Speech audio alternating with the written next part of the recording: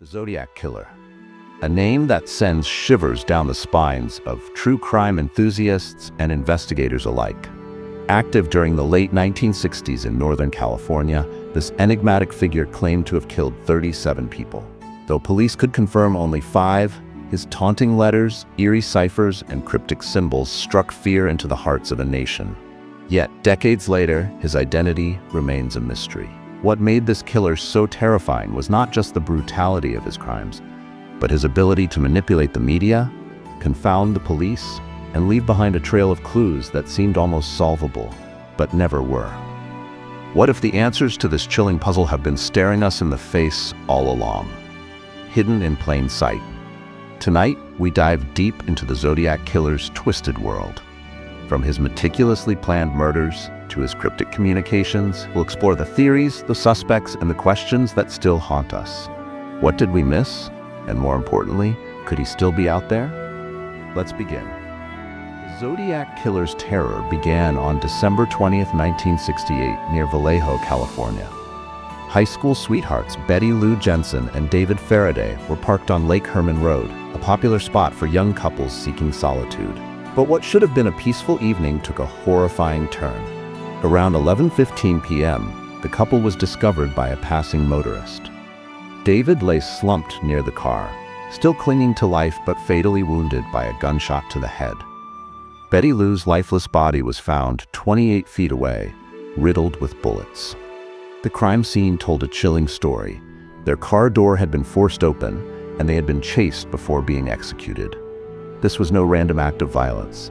It was the calculated work of someone who knew how to hunt. The killer left no fingerprints, no witnesses, and no clear motive. Police were baffled. The case gained local attention but remained unsolved until the killer struck again and revealed himself in a way that no one could have anticipated. July 4th, 1969, marked the Zodiac's next attack. This time, 22-year-old Darlene Ferrin and 19-year-old Mike McGough were parked in Blue Rock Springs Park, just miles from the previous crime scene. Out of the darkness, a car approached and parked behind them. Moments later, a man emerged with a flashlight and a 9mm handgun. Without warning, he opened fire. Darlene was killed instantly, but miraculously, Mike survived despite multiple gunshot wounds.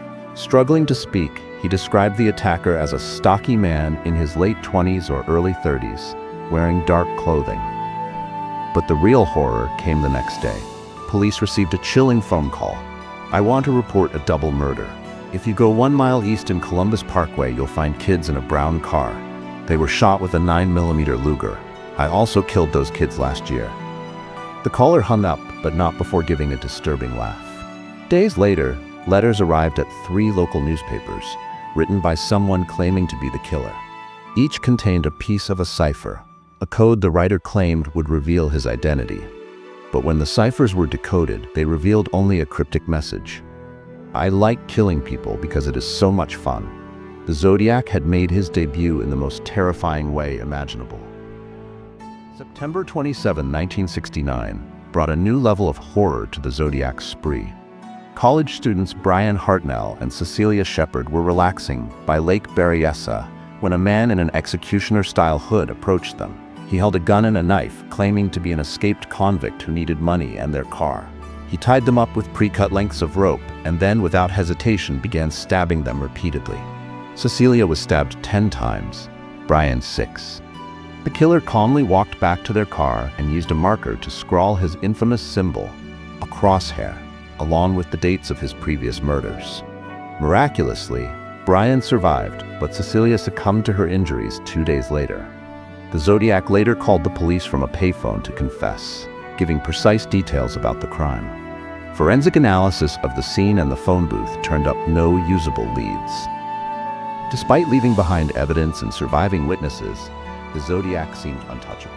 On October 11, 1969, the Zodiac's tactics took an unexpected turn. Paul Stein, a 29-year-old cab driver, was shot in the head at point-blank range in San Francisco's upscale Presidio Heights neighborhood. Unlike his previous crimes, this was not a lover's lane murder. This time, the Zodiac left behind his boldest taunt yet. Witnesses reported seeing a man calmly wiping down the cab and walking away. Police arrived within minutes, but failed to apprehend him. Adding insult to injury, the Zodiac mailed a piece of Stein's bloodied shirt to the San Francisco Chronicle, along with a letter mocking the authorities. This brazen act of defiance sent shockwaves through the community. Schools closed early, parents kept their children indoors, and the Zodiac's legend grew. But despite the killer's boldness, the case remained cold, and the Zodiac seemed to vanish into thin air. The Zodiac's obsession with ciphers wasn't just about taunting investigators. It was a game, one that remains partially unsolved. The first cipher, Z408, decoded by amateur codebreakers, revealed the killer's dark psyche but no clues to his identity. However, his later ciphers, especially the infamous Z340, were far more intricate. The Z340 cipher stumped experts for over 50 years.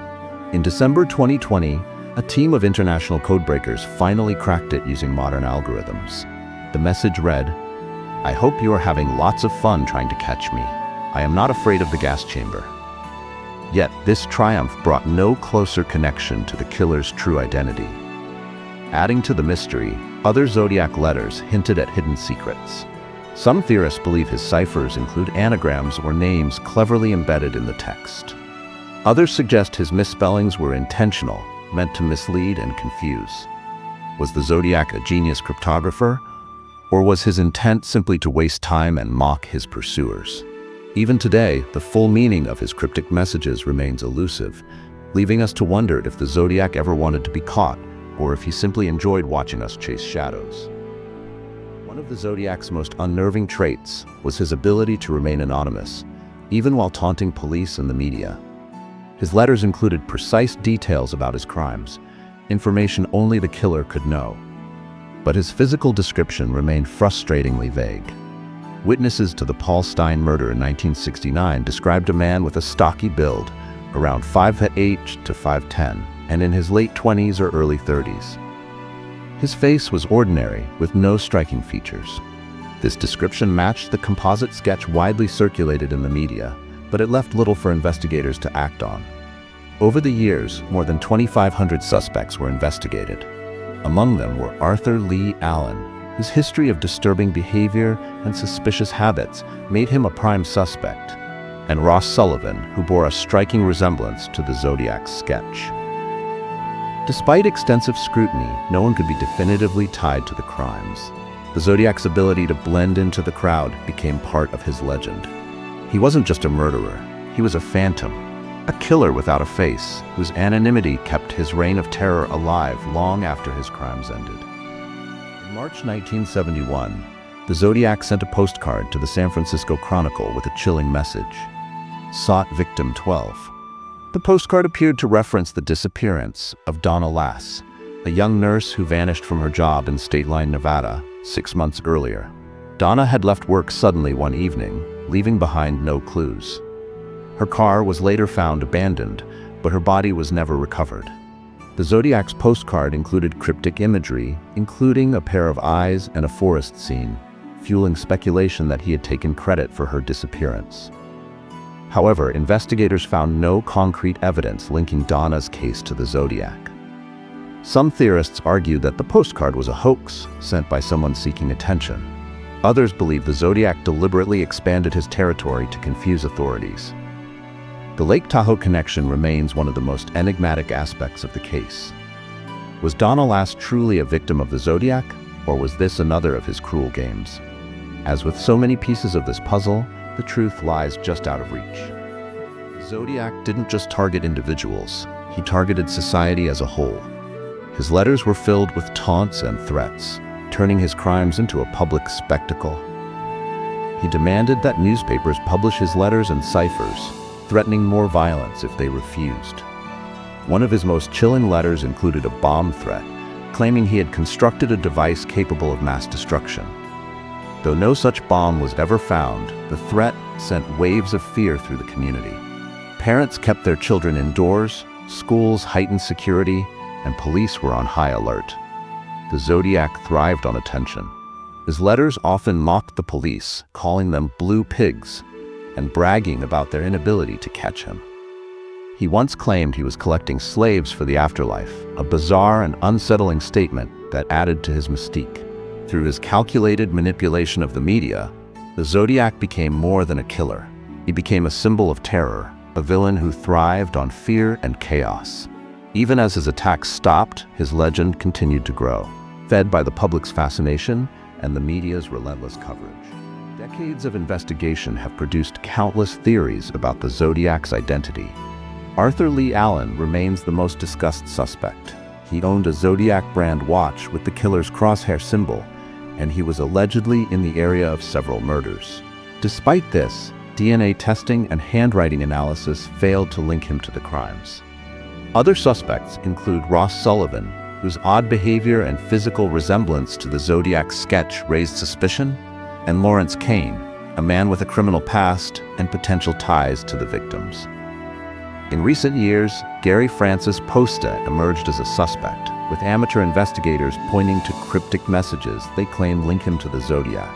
However, none of these theories have held up under scrutiny. The Zodiac remains a ghost, his true identity hidden behind a web of speculation and false leads. Some believe he was never a single individual, but a group working together. Others argue he died years ago, taking his secrets to the grave. Theories abound, but the truth remains elusive. The Zodiac Killer's story is one of fear, frustration, and fascination. His crimes, while horrifying, are overshadowed by the mystery of his identity.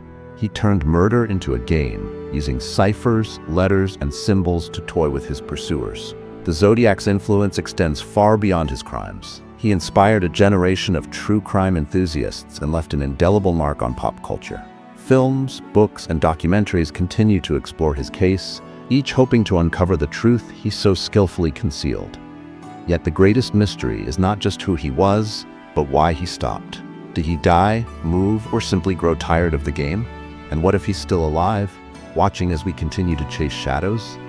The Zodiac Killer's legacy endures, not because of what he did, but because of what we don't know. He remains a riddle, a ghost haunting the annals of true crime history, and perhaps that's exactly what he wanted.